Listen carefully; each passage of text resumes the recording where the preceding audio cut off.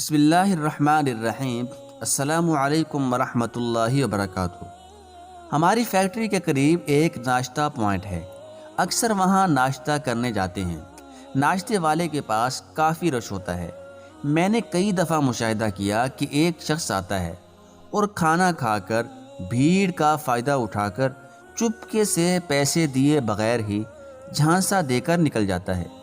ایک دن جب وہ کھانا کھا رہا تھا تو میں نے چپکے سے ناشتہ پوائنٹ کے مالک کو بتا دیا کہ وہ والا بھائی ناشتہ کر کے بغیر بل دیے رش کا فائدہ اٹھا کر نکل جاتا ہے۔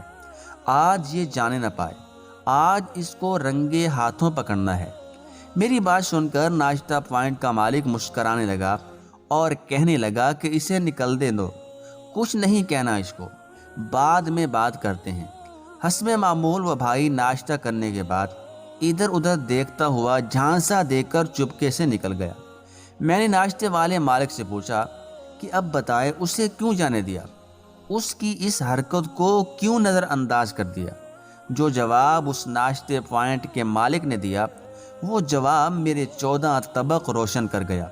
کہنے لگا کہ اکیلے تم نہیں، بہت سے بندوں نے اس کو نوٹ کیا اور مجھے بتایا، نہ بھی کوئی بتاتا تو مجھے اس کی اس حرکت کا شروع سے خود بھی پتہ ہے۔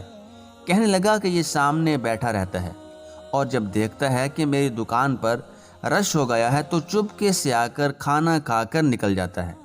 میں ہمیشہ اس کو نظر انداز کر دیتا ہوں اور کبھی نہیں روکا، نہ پکڑا، نہ کبھی بے عزت کرنے کی کوشش کی، کیونکہ مجھے لگتا ہے کہ میری دکان پر رش اس بندے کی دعا سے ہی لگتا ہے۔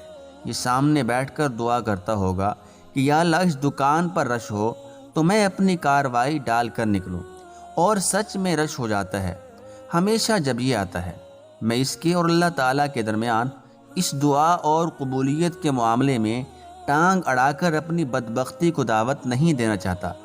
یہ میری طرف سے نظر انداز ہی ہوتا رہے گا اور ہمیشہ ایسے کھانا کھاتا رہے گا، اور میں کبھی اس کو پکڑ کر بے عزت نہیں کروں گا۔